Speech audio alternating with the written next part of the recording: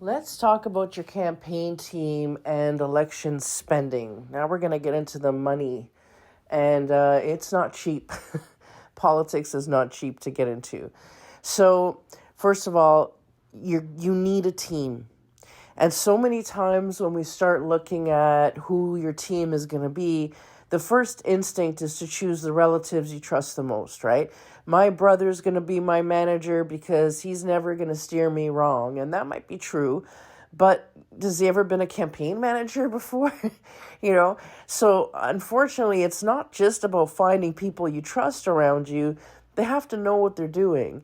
And, running an election, that's like, I've never owned a restaurant before, but I'm going to walk in and own a restaurant. Like, that's not so easy. There's things that if you've never had a business and suddenly you have to do payroll, that gets really confusing because it's not just the hours they work, the CPP and all the other things you got to pay. And, right, when's it double time? When's it time and a half? All that stuff. There's a lot to know. And running an election is complicated too. So you don't just watch a couple of movies on elections and now think that you're going to be a campaign manager or your brother, your cousin, whatever. That's not how it works. So what you want to do if you want to win is find yourself a real campaign manager. But that's not cheap. So let's talk about money. How much do you need to run a campaign? That depends. If you're a municipal councillor, you can do a kick-ass campaign for 20 grand if you're a municipal councillor. If you're going for mayor, you're going to want to spend a little bit more, although there's a lot of winners that spend a lot less. A lot of that depends on how much name recognition you have, how engaged you are in the community, how much your social media reaches, all that stuff, how much the press likes you. So there's no exact dollar amount on how much you need to win an election. All of that depends a lot on how you are starting out, okay? Now, if you're going into a provincial election, you're going to want anywhere, over $50,000 at least, minimum 50 grand to run provincially. And if you want to run federally, you're looking at 80 grand to 100, 120. Now, remember, there's rules. So every province, or it depends if you're running federally, Elections Canada will tell you how much you're allowed to spend on an election. So first of all, you should know there's pre-writ and post-writ expenses. Let's unpack that first. So before the writ is dropped, your electoral district association, if you remember that conversation we had a few back, your electoral district association controls all the money in the account. The day the writ is dropped, the association is dissolved and your campaign takes over. Whatever funds they have in their account get transferred to you, and now you have that money to play with. Now, many times if you're short, so you don't have enough money to run a good campaign, but let's say you're a target riding. So this isn't an absolute.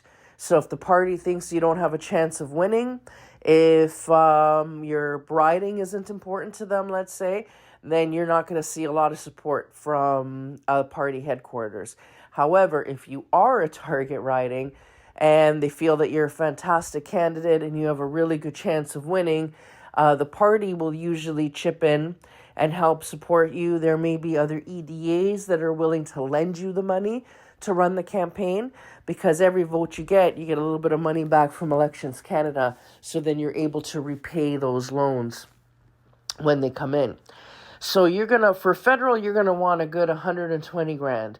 If you don't have at least 85 grand to play with, don't even bother running. You need to spend the money in order to win.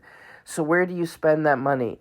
Well, the most expensive bill is going to be your campaign manager, but these people are not living. They don't have a life the entire time they're running your campaign. So they're working for you 24/7. These people don't sleep, they don't eat, all they do is campaign.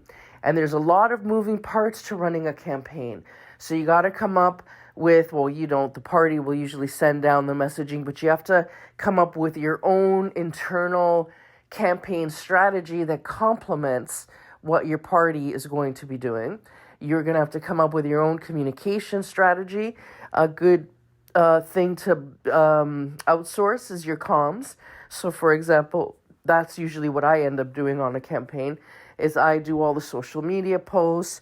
I help write the speeches. I help direct, where the local messaging is going to be. Because the federals might give you, for example, if you're running federally, they're going to give you the overarching messaging for certain policies that are coming through. It's up to you to translate that into language that impacts your riding. So that's where I come in. So you'll hire a campaign manager, you're going to hire a comms person, you're going to hire a fundraising chair. Their responsibility is just helping you raise money.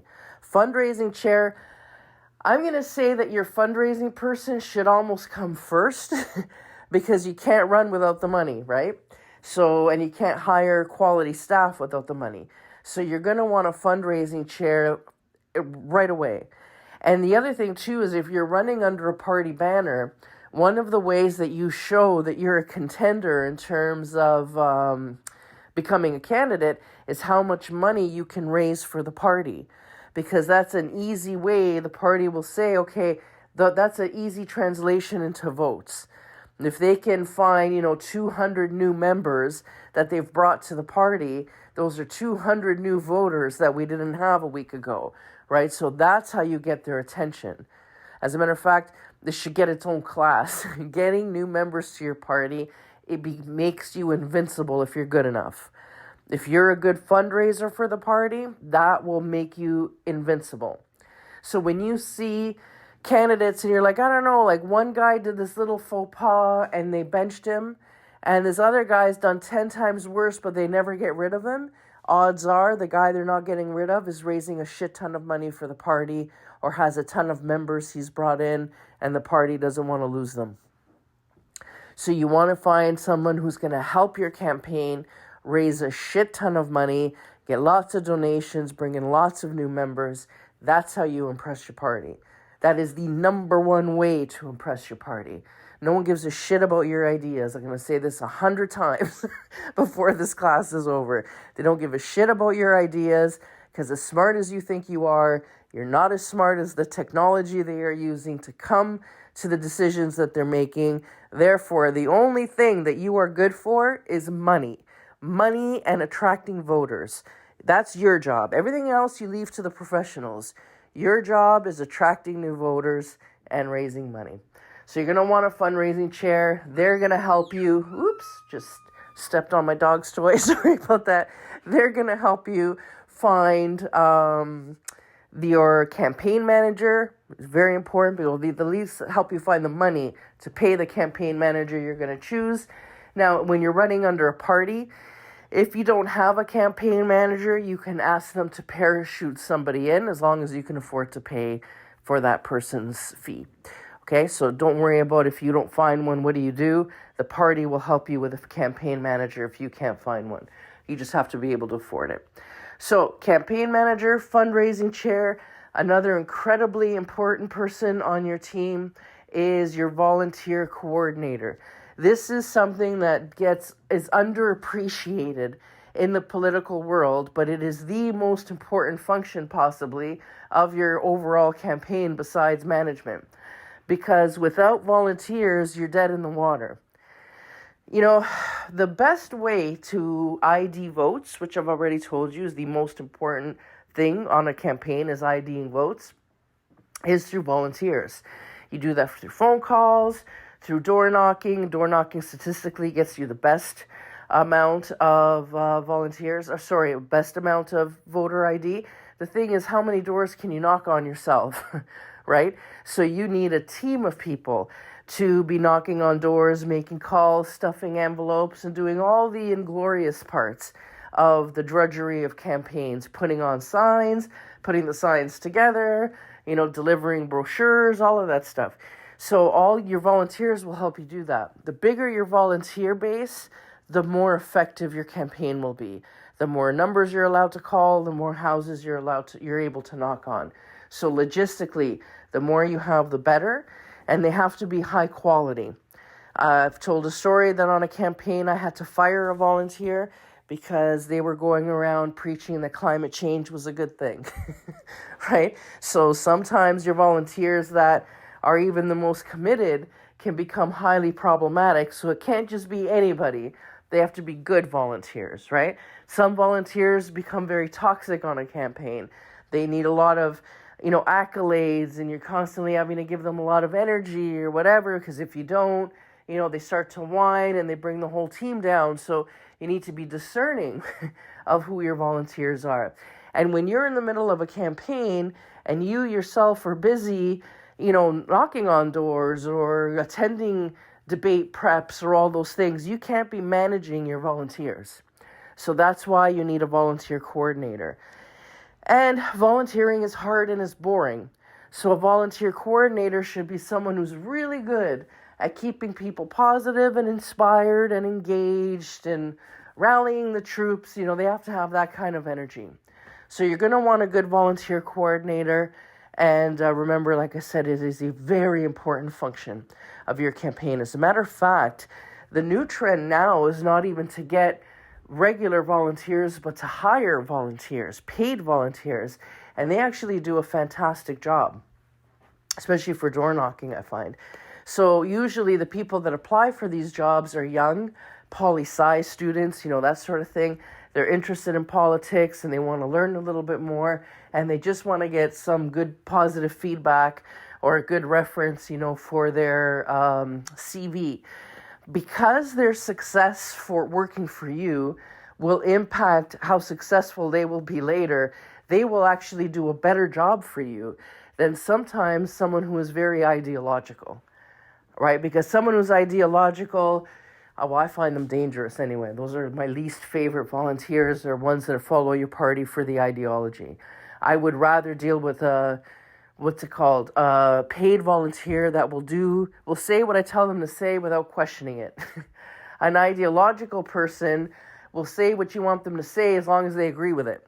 As soon as the party puts out something on the platform they don't like, they're going to be a big pain in your ass. And God forbid they start spewing their negativity out on the campaign trail. So I would rather deal with a professional paid volunteer who's, like I said, a poli-sci student.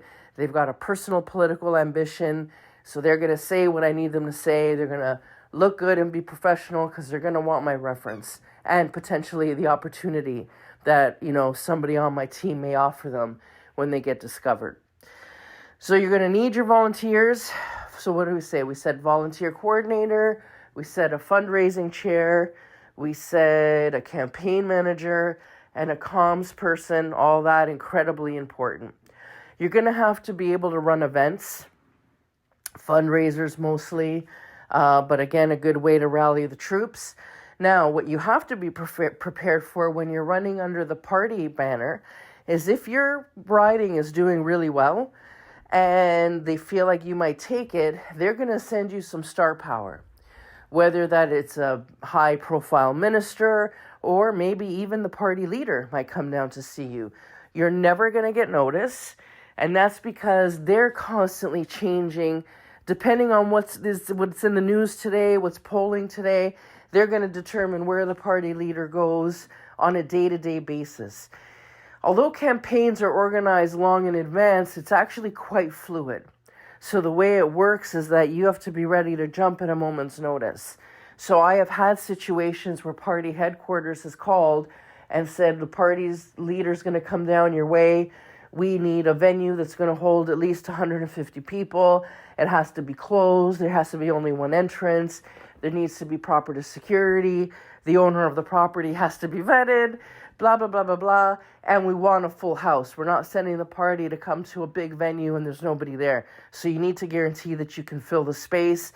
It's Monday morning. He'll be there Tuesday night. Can you get it done? And my answer is always, of course. And the reason I can say, of course, is because we know that this happens every time. So that's one of the first things we organize. We find a venue that can meet all those requirements, and we have those parties pre-planned and the guest list pre-prepared. And so then that way we're good to go. And in 24 hours, we can host a very successful, very large rally and barely make a sweat. But that is, it's a lot of pressure. And man, when the staffers come from HQ, they always come the day before to set up and to do the security and to do all the things. And if something's not right, they will pull it. And so many times something might happen in another riding that takes precedence. So you've done all of this work, and then at the last minute, they cancel. That'll happen to you so many times. You can't take it personal. You will create content on a subject matter that matters to you, and you're going to go really hard on this subject, and then they're going to say, yeah, we don't want you to talk about that anymore. You got to move in a different direction. All that stuff in the garbage, and you don't even bother getting upset. That's just the way it rolls. And that's why you have a team. Because if this was all on your shoulder, you'd lose your mind, right? But when everybody's, the comms person's the only one now that's going to get annoyed by that, so you can just keep running, right? So as a comms person, it's my job to have the communications ready so that when they say, you can't talk about this anymore, and that was going to be the entirety of our campaign, we can switch on a dime, and you won't even notice a difference as a candidate. So you want a good campaign team that's going to help you bring it home. So you're going to need the campaign team to ID votes. You're going to need volunteers of all different stripes in terms of skill set, not in terms of political ideology. But you're going to need your volunteers to drive people to the polls. You're going to need the ones willing to do the drudgery, like making endless phone calls. You're going to need the volunteers that are going to be willing to help you at events, setting up and acting like staff at the events. So again, you're going to need that huge volunteer team. And then you have to know how to spend the money. So pre-writ expenses happen anything that you spend money on prior to the writ being dropped.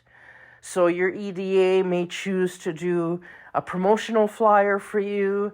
They may choose to do any number of things. Order some signs in advance if we think there's going to be a sign shortage. They could do all sorts of stuff. But normally what they try to do is not spend anything towards the campaign. They save that money so that when the writ is dropped, you do most of your spending in writ period. So you will divide, okay, how much are we going to spend on the staff, the managers, the campaign managers, coordinators, that sort of thing, comms people. So you have to squirrel that money aside. Then you're going to need money for signs. Now, this is where most new candidates make their big mistake. Never spend more than 20% of your overall budget on signs. And you're going to say, yeah, but the more signs, the better, and so many people want them. Listen, if you have too many signs, it actually hurts you. Believe me, if you have too many signs where it's obvious you're going to win, or at least it could look that way, then people won't go vote because they think you got it in the bag. They don't have to. So you always want people to think that it's neck and neck. Even if you're way in the lead, you want your constituents to think you're neck and neck, because then they will get up off their ass to vote for you just to keep the other guy from getting in. If they think you've got this on lock, they won't bother. And signs, they're good. You want to show some momentum. You want, a good portion of signs out there because nobody wants to back a loser either. So signs let people know that, hey, this guy is not only a contender, but he's a popular one. But again, don't spend more than that because signs aren't winning your election. IDing votes will. So the good bulk of your budget should go into GOTV, which is the get out to vote portion of your campaign. And that is where people do strategies to make sure people get to the polls. Let me give you one example. There was one candidate that felt fairly safe. So they did all the usual things, but they didn't, do anything above and beyond. Then there was this new guy coming in, and, he had a really energized campaign, but he put most of his campaign budget in GOTV. And they had organized buses to get people from different churches. He belonged to a certain cultural community. So he engaged people in that cultural community where they had places of worship that these people attended and community centers, that sort of thing. And so he arranged for buses from all of these bigger groups to bring voters down to the polls. This guy won by 200 votes. That's all it was. 200 votes. And he beat a guy that had been sitting in his seat safely for years and years and years and years, who didn't think for a second some newcomer was going to come and boot him out of his seat, but he did, just by 200 votes. because the newcomer was just more energized and was playing the numbers game. So anytime he could find 5 or 6 people to take to the polls to vote, he arranged transportation for them. And this guy did it in the advanced polls. Forget election day. This guy energized advanced polling. So he locked in those extra 200 votes well before election day even. And that's what put him over. So GOTV is very important. The problem is how people do GOTV. It used to be that the big strategy was election day door knockers, which I hate. Like, to me, that is the most old hat. When somebody says that's what they're into, I don't take them seriously as communications people at all. So GOTV, old hat way was, and I've talked about this in other classes we've had before, where you take the door knockers that you have printed and you have a team on election day going to people's doors, reminding them it's election day and telling them where to vote. I think that's a big waste of money. I'd rather put my money on advanced polling and buses to get people to the actual poll than just a fucking postcard begging. Like, that to me is such a waste. So anyway, so that's that debate. So GOTV, you got to put some money in. What about running ads, right? Running ads. Social media ads are cheap, but, the traditional legacy media ads are very powerful. And that's where your newspaper wraps and banner ads and, post media ads, all that's expensive. So you're looking at, 10 to 20,000 just there. And that's aside from social media ads. So you're going to say anywhere from 8 to 20,000 for post media type ads or legacy media ads, banner ads and that sort of thing, radio ads, very powerful. But then you're going to want to put some money on social media ads. So you want to put at least, 10, 11 grand there. And that's outside of what you're spending on comms. So comms is you're spending the money on the person that's creating the ads for you because you won't have the time, or that's helping you write the social media stuff or posting on your social media every day. Plus, you'll have to do the paid ads. So there's another good 10 grand easy on top, sometimes 20. If you don't already have a huge social media reach, then you need to. Because remember, if you're not doing paid ads on social media, the only people seeing your stuff are people that are following you. So those people already are likely going to vote for you, or the ones following you, the percentage that will vote for you. Now you're looking for fresh blood. So paid ads will put you in front of people that don't already know you exist or don't already follow you. So it's important. So these are all the different things that you spend money on a campaign. Don't waste your money on merch. Like, you're going to have some. So you want your volunteers in a t-shirt and a hat, let's say, but don't blow a lot of your money on merch. That's a big waste of money. Remember, every time you're about to spend a penny, think, is this going to help me ID a vote? Is this going to help me get a voter to the poll? Or is this just really nice to have? And get rid of all your nice to haves because they don't matter, right? And then you're going to save some money too for like election night. You're going to want to thank your volunteers. There's going to be an after party, whatever. All that's on you too. So you got to be careful with money, and you need to make money. And then you have to remember that you can only spend so much money, right? So you've got to be very judicious with your budget. Even if you have a nice fat 120,000 federal budget, that's going to disappear quick fast. So you have to be very, very careful. But don't make the mistake, though, of not spending the money. I remember being on a campaign where the person who was in charge of the purse strings was so proud of the fact that, at the end of the campaign, they still had money in the bank to give back to the EDA. The problem was that this person lost the election by only a few thousand votes. So then the question became, had we actually spent the money, maybe if we got more media ads, maybe if we did more social media work, whatever, we could have got those votes and won it. So instead of getting a pat on the back for saving the campaign money, this person was partially accused for losing the election, right? So when I'm saying be judicious about money, I'm not saying don't spend it, spend it. If you're allowed to spend 120,000, spend 120,000. Spend every penny to win. Because if you don't, you'll always be wondering, did I do enough? So if you're going to lose, you at least want to show really, really, really well for your own self-esteem. But if you show well, the party might give you a chance to play again. And even if they don't, they will hold you in high esteem, which then puts you on the radar for appointments, jobs at constituency offices, things like that. So it could still, even if you lose, it could still lead you to a better opportunity. So you want to show well every time. And you do that by spending every penny you're allowed to, but spend it very wisely. The people on your team have to know what they're doing. So even the people that love you the most doesn't necessarily mean they are qualified or have the skills to help you. And even when you have the skill, sometimes it's all about the attitude. I've been on campaigns with professionals that, were worth their weight in gold in terms of the experience they had, the connections and the knowledge, but the attitude was so toxic, it poisoned the election. So we were constantly having to do damage control because this person was flying, they'd lose their shit halfway through the campaign and threatened to quit and would hold all these tantrums and whatever. So, it made what was already a stressful campaign, because they're all stressful and they're all miserable when you're in them. Like when you're actually in campaign mode, pretty miserable feeling because you're under pressure and under attack the entire time.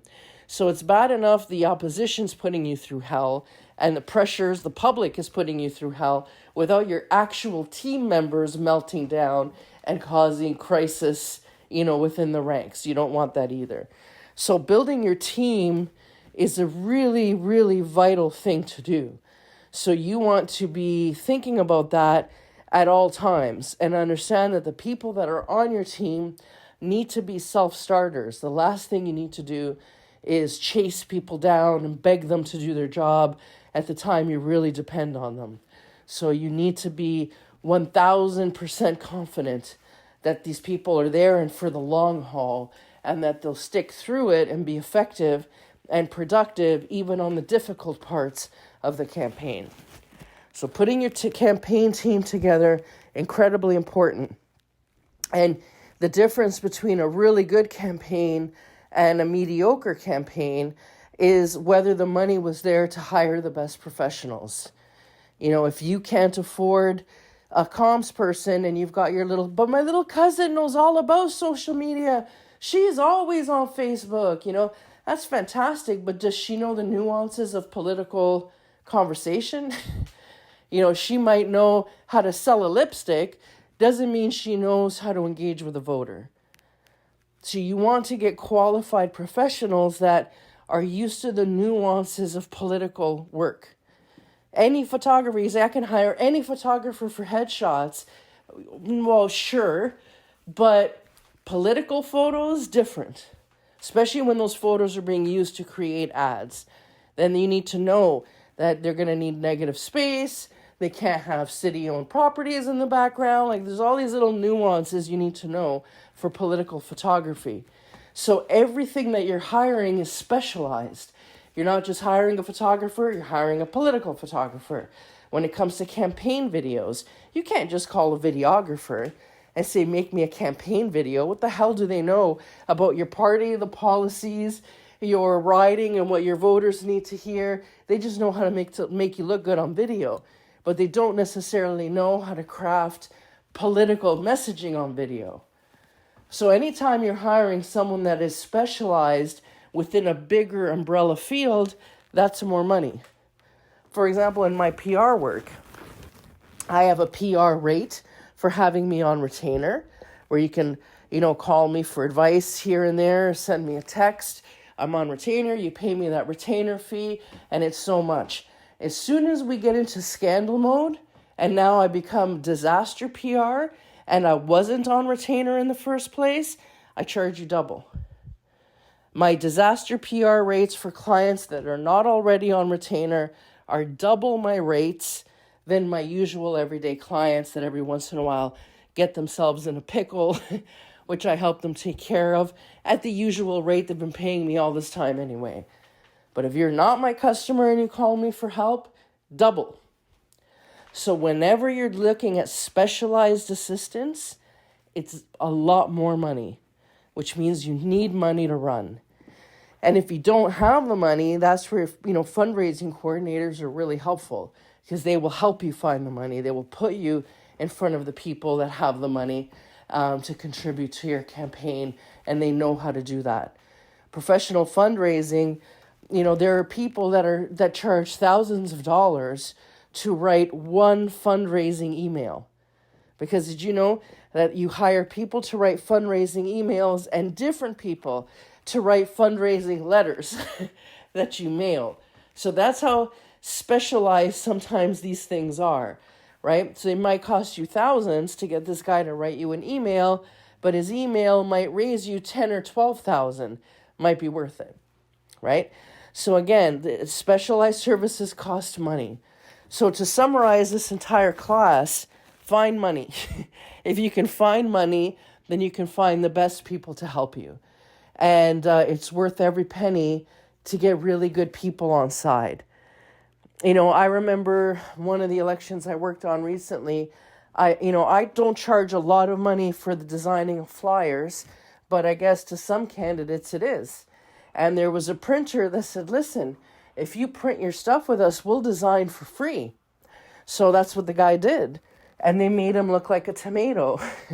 And the brochure they did for him was so unprofessional, didn't even use the party colors. It was so awful, he then had to bring me on to redesign it and then pay to reprint them. Because the ones they made him, there was no way they could be used. They made him look like an idiot. So there's no finding a bargain in election time. There are no bargains. You want to spend top dollar because that's what's going to help you win, which means you need to have the money in the first place. So as long as you prioritize making money, you're good. And it's not necessarily your own money. Find other people's money, but find the money. That's the most important. And if you don't, well, good luck. Good luck DIYing everything. And if you're thinking, well, wait a minute, I need my salary to live. Where am I supposed to find all this other money? Well, that's when the side hustles come in. Network marketing. I keep telling you this because it's true. Network marketing is an amazing side hustle for politics because you can make some really big money and you also build a network which can easily transfer into your campaign. So find the money somewhere, make it. And if you don't, then find yourself a funding coordinator who is good at finding money and raising money for your campaign. What you don't want to do is make promises. Never make promises to people that if they contribute to your campaign, you'll do them some kind of favor. Never, ever, ever set that expectation. But besides that, go get them.